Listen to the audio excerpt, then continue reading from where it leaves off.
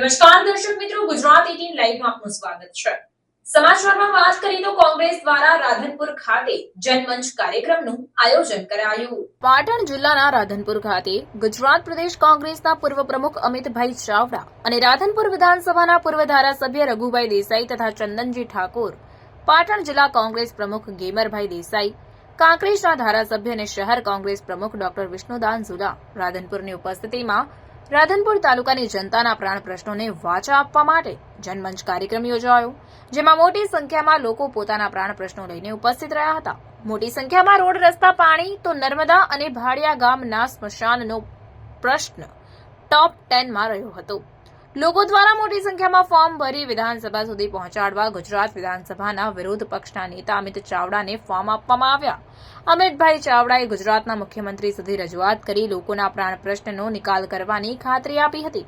ત્યારે આ પ્રસંગે રોડ, રસ્તા, પાણી, નગરપાલિકાના પ્રશ્ન, નર્મદા અને અન્ય પ્રશ્નની રજૂઆત કરવામાં આવી હતી। આ પ્રસંગે કાંકરેજના ધારાસભ્ય અમરતજી ઠાકોરે પોલીસ પર ચાપખા માર્યા હતા।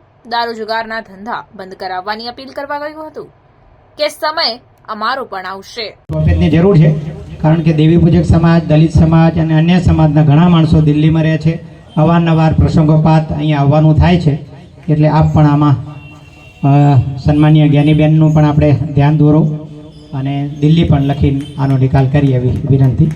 વીડીભાઈને વિનંતી કે અમે આ વિસ્તારમાં પાણી લાયા આ વિસ્તારના નહેર દ્વારા પાણી પહોંચાડવાનું જો કામ કર્યું હોય કોઈએ તો માધવસિંહભાઈની સરકાર વખત અને એના પછીની જે સરકારો જે મુખ્યમંત્રી બન્યા એ મુખ્યમંત્રી દ્વારા શેઠ કચ્છના રણ સુધી અને અહીંયા રાધનપુર સુધી પાણી પહોંચાડવાનું કામ કર્યું તો કોંગ્રેસ પાર્ટીએ કર્યું છે। બે સાંભળવા માટે આવ્યા છે। આપણા અનેક પ્રશ્નો છે।